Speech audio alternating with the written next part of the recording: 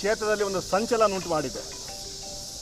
ವಿನೋದ್ ಅಸೂಟಿಯವರು ಅತ್ಯಂತ ಹೆಚ್ಚಿನ ಮತಗಳಲ್ಲಿ ಗೆಲ್ತಾರೆ ಅಂತ ವಿಶ್ವಾಸ ವ್ಯಕ್ತಪಡಿಸ್ತಾ ಇದ್ದೀನಿ. ಜನ ಇಲ್ಲಿ ಬದಲಾವಣೆ ಬಯಸ್ತಾ ಇದ್ದಾರೆ. 4 ಬಾರಿ ಪ್ರಹ್ಲಾದ್ ಜೋಶಿ ಅವರು MP ಆದರು, ಮಂತ್ರಿ ಆದರು. ಆದರೆ ಈ ಕ್ಷೇತ್ರಕ್ಕೆ ಯಾವುದೇ ಅಭಿವೃದ್ಧಿ ಕೆಲಸ ಮಾಡಲಿಲ್ಲ. BJPಯವರು ವೋಟ್ ಕೇಳಂತಹ ನೈತಿಕತೆಯನ್ನು ಕಳ್ಕೊಂಡಿದ್ದಾರೆ. ಯಾವ ಘನ ಕಾರ್ಯ ಮಾಡಿದ್ದಾರೆ, ಯಾವ ಪುರುಷದ ಜನ BJP ವೋಟ್ ಹಾಕಬೇಕು. 10 ವರ್ಷ ಬರೀ ಸುಳ್ಳು ಹೇಳ್ಕೊಂಡು ಬಂದರು. ನರೇಂದ್ರ ಮೋದಿ ಹೇಳಿದ್ರು ನಮ್ಮ ಸರ್ಕಾರ ಅಧಿಕಾರಕ್ಕೆ ಬಂದರೆ 100 ದಿನಗಳಲ್ಲಿ ಕಪ್ಪು ಹಣ ತಂದು ಪ್ರತಿಯೊಬ್ಬರ ಅಕೌಂಟ್ಗೆ 15 ಲಕ್ಷ ಹಾಕ್ತೀವಿ ಹೇಳಿದ್ರು. ಮೊದಲೇ ಸುಳ್ಳು. 15 ರೂಪಾಯಿ ಸಹ ಹಾಕಲಿಲ್ಲ. ನಮ್ಮ ಸರ್ಕಾರ ಅಧಿಕಾರಕ್ಕೆ ಬಂದರೆ ಪ್ರತಿ ವರ್ಷ 2 ಕೋಟಿ ಉದ್ಯೋಗ ಕೊಡ್ತೀನಿ ಹೇಳಿದ್ರು. 20 ಕೋಟಿ ಉದ್ಯೋಗ ಕೊಡಬೇಕಾಯಿತು, 2 ಕೋಟಿ ಉದ್ಯೋಗ ಕೂಡ ಕೊಡಲಿಲ್ಲ. ನಮ್ಮ ಸರ್ಕಾರ ಅಧಿಕಾರಕ್ಕೆ ಬಂದರೆ ರೈತರಿಗೆ ಡಬಲ್ ಇನ್ಕಮ್ ಮಾಡ್ತೀನಿ ಹೇಳಿದ್ರು. ಯಾವ ಡೆವಲಪ್ಮೆಂಟ್ ಆಗಲಿಲ್ಲ. ಬೆಲೆ ಏರಿಕೆ. ನಮ್ಮ ಸರ್ಕಾರ ಮನಮೋಹನ್ ಸಿಂಗ್ ಪ್ರೈಮ್ ಮಿನಿಸ್ಟರ್ ಇರುವಾಗ ಪೆಟ್ರೋಲ್ ಬೆಲೆ 55 ರೂಪಾಯಿ ಇತ್ತು, ಇವತ್ತು 105ಕ್ಕೆ ಹೋಗಿದೆ. ಅದಕ್ಕೆ ಜನ BJP ವೋಟ್ ಹಾಕಬೇಕಾ? ಗ್ಯಾಸ್ ಬೆಲೆ 400 ರೂಪಾಯಿ ಇತ್ತು, 1200ಕ್ಕೆ ಹೋಗಿದೆ. ಅದಕ್ಕೆ ಜನ ವೋಟ್ ಹಾಕಬೇಕಾ? ನಮ್ಮ ಸರ್ಕಾರ ಅಧಿಕಾರಕ್ಕೆ ಬಂದರೆ ಸ್ವರ್ಗ ತೋರಿಸ್ತೀನಿ ಹೇಳಿದ್ರು. ಸನ್ಮಾನ್ಯ ನರೇಂದ್ರ ಮೋದಿ ಸ್ವರ್ಗ ಅಂತ ತೋರಿಸಲಿ, ಜೊತೆಗೆ ನರಕ ತೋರಿಸ್ಬಿಟ್ವಿ. ನಾವು ನಮ್ಮ ಸರ್ಕಾರ 10 ತಿಂಗಳಲ್ಲಿ ನುಡಿದಂತೆ ನಡೆದಿದ್ದೀವಿ. ಸರ್ವರಿಗೂ ಸಮಪಾಲು, ಸರ್ವರಿಗೂ ಸಮಬಳು ನಮ್ಮ ಸಂಕಲ್ಪ. ಈ ರಾಜ್ಯವನ್ನು ಸರ್ವ ಜನಾಂಗದ ಶಾಂತಿಯ ತೋಟ ಮಾಡೋಕ್ಕೆ ನಾವು ಹೊತ್ತಿದ್ದೀವಿ. 5 ಗ್ಯಾರಂಟಿಗಳ ಅನುಷ್ಠಾನಕ್ಕೆ ತಂದಿದ್ದೀವಿ ನಾವು.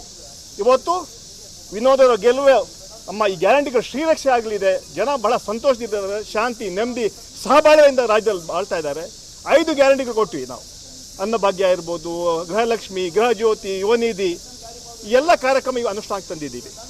ನಾವು ಬಹಳ ಎದೆ ಮುಟ್ಟಿ ಹೇಳ್ತೀವಿ ನಾವು. ಹೌದು, ನಾವು ಹೇಳಿದ್ರು ಮಾಡಿದ್ದೀವಿ. ಆದರೆ ಭಾರತೀಯ ಜನತಾ ಪಾರ್ಟಿ ಸಂಪೂರ್ಣ ವಿಫಲರಾಗಿದ್ದಾರೆ.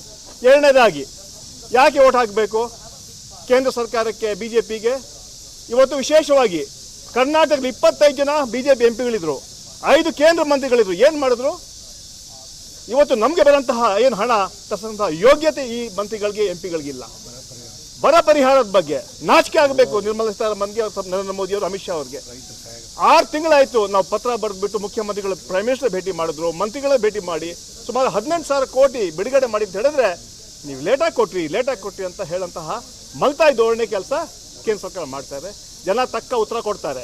ಇವತ್ತು ನಾನು ಪ್ರಹ್ಲಾದ್ ಜೋಶಿ ಕೇಳ್ತೀನಿ, ನೆನೆಸ್ಕೊಳ್ಳಿ, ನೀವು ಎಲೆಕ್ಷನ್ ಮುಂಚೆ ವಿಜಯೋತ್ಸವ ಮಾಡಿದ್ದೀವಿ ಮಾದಾಯ ವಿಚಾರವಾಗಿ. ಇವತ್ತು ಉತ್ತರ ಕೊಡಿ. ನೀವು ಒಂದು ಎನ್ವೈರನ್ಮೆಂಟ್ ಕ್ಲಿಯರ್ ಮಾಡೋಂಥ ಶಕ್ತಿ, ಯೋಗ್ಯತೆ ನಿಮಗಿಲ್ಲ. ಇವತ್ತು ನೀವು ಓಟ್ ಕೇಳಂತಹ ಹಕ್ಕನ್ನು ಕಳ್ಕೊಂಡಿದ್ದೀರಾ. ಜನ ಬದಲಾವಣೆ ಬಯಸ್ತಾ ಇದ್ದಾರೆ. ಇವತ್ತು ವಿನೋದ್ ಅಸೂಟಿ ನಮ್ಮ ಯುವ ನಾಯಕ. ಇವತ್ತು ಜನ ಯುವಕರಿಗೆ ಹೆಚ್ಚು ಪ್ರಾಧಾನ್ಯತೆ ಕೊಡುವಂಥ ಕೆಲಸ ಮಾಡ್ತಾರೆ. ಇವತ್ತು ವಿನೋದ್ ಅಸೂಟಿ ಗೆಲುವು ಖಚಿತ. ರಾಜ್ಯದಲ್ಲಿ ಕನಿಷ್ಠ 20 ಸೀಟ್ ನಾವು ಗೆಲ್ತೀವಿ.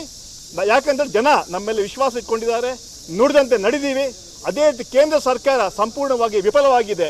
ನರೇಂದ್ರ ಮೋದಿ ಹೇಳಿದ ಬರೀ 10 ವರ್ಷ ಸುಳ್ಳುಗಳು. ಇವತ್ತು ಏನಾದರೂ ಸುಳ್ಳಿಗೆ ಆಸ್ಕರ್ ಅವಾರ್ಡ್ ಕೊಡಬೇಕಾದ್ರೆ ಸನ್ಮಾನ್ಯ ನರೇಂದ್ರ ಮೋದಿಯವರು ಸಲ್ಲತ್ತೆ, ಅಷ್ಟು ಸುಳ್ಳುಗಳನ್ನು ಹೇಳಿದ್ದಾರೆ. ಜನ ಇವತ್ತು BJPನ ಭ್ರಮನಿಷ್ಠರಾಗಿದ್ದಾರೆ. ಆ ಹಿನ್ನೆಲೆಯಲ್ಲಿ ನಮಗೆ ಸಂಪೂರ್ಣ ವಿಶ್ವಾಸ ಇದೆ. ಇವತ್ತು ನಮ್ಮ ವಿನೋದ್ ಅಸೂಟಿ ಯುವ ನಾಯಕ ನಿರಂತರವಾಗಿ ಪಕ್ಷ ಸಂಘಟನೆ ಮಾಡ್ತಾರೆ. ಯೂತ್ ಕಾಂಗ್ರೆಸ್ನ ಕಾರ್ಯಕರ್ತರಾಗಿ, ಮುಖಂಡರಾಗಿ ಕೆಲಸ ಮಾಡ್ಕೊಂಡು ಬರ್ತಾ ಇದ್ದಾರೆ. ಯಾವುದೇ ಅವ್ರ ಮೇಲೆ ಆರೋಪ ಇಲ್ಲ. ಆದರೆ ಜೋಶಿಯವರು ಈ ಕ್ಷೇತ್ರದ ಅಭಿವೃದ್ಧಿಗೆ ಸಂಪೂರ್ಣ ವಿಫಲ ಆಗಿದ್ದಾರೆ. ಅಭಿವೃದ್ಧಿಯಲ್ಲಿ ಅವರಿಗೆ ಜನ ಇವತ್ತು ಈಗಾಗಲೇ 4 ಸಲ ಗೆಲ್ಲಿಸಿದ್ದಾರೆ.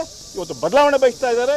ದೇಶದಲ್ಲಿ ಇಂಡಿಯಾ ಅಧಿಕಾರಕ್ಕೆ ಬರುತ್ತೆ ಹಾಗೂ ಸನ್ಮಾನ್ಯ ರಾಹುಲ್ ಗಾಂಧಿ ಅವರು ಪ್ರೈಮ್ ಮಿನಿಸ್ಟರ್ ಆಗ್ತಾರೆ ಅಂತ ವಿಶ್ವಾಸವನ್ನು ವ್ಯಕ್ತಪಡಿಸ್ತಾರೆ. ನೀವೆಲ್ಲರೂ ಅಲ್ಲೇ ಬಂದ್ಬಿಡ್ರಿ. ಬನ್ನಿ.